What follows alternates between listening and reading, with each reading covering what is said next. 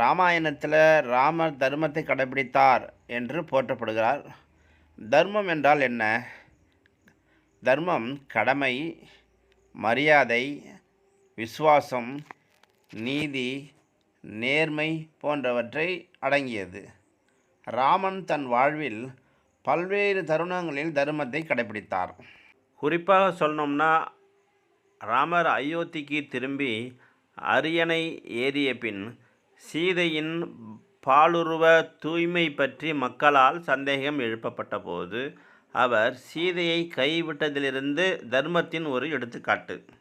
ராமாயணத்தில் ராமர் தர்மத்தின் உருவகமாக காட்டப்படுகிறார்.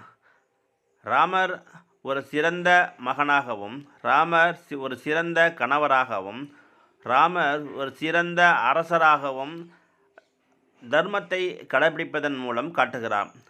சீதை தன் மீதான சந்தேகத்தை எதிர்கொண்டு ஒரு தவறு செய்தாலும் ராமர் தர்மத்தின் அடிப்படையில் சீதையை கைவிடுகிறார். இது தர்மத்தின் ஒரு பெரிய சோதனை. ஒரு அரசன் என்ற பொறுப்பில் இருந்து ராமர் தர்மத்தை கடைபிடிப்பதன் மூலம் ஒரு எடுத்துக்காட்டாக உள்ளது. ராமாயணத்தில் தர்மத்தின் மீது பற்று கொண்ட பல கதாபாத்திரங்கள் இருக்குது. ராமன் தனது தர்மத்தை கடைபிடிக்க சீதையை கைவிட வேண்டியிருந்தாலும் அந்த முடிவை அவர் எடுக்கிறார்.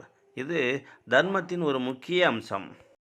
மேலும் சொல்லணும்னா, அனுமனின் பக்தி, தம்பி லட்சுமணன் விசுவாசம், மனைவி சீதாவின் தைரியம் போன்றவையும் தர்மத்தின் ஒரு பகுதியாகும்.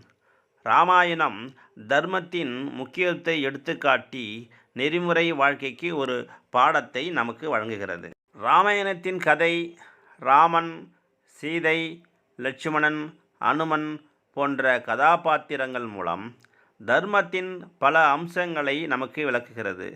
தர்மத்தின் கடைபிடிப்பதன் மூலம் எப்படிப்பட்ட சூழ்நிலையிலும் ஒரு நல்ல வாழ்க்கையை வாழ முடியும் என்பதை இந்த ராமாயண கதை காட்டுகிறது.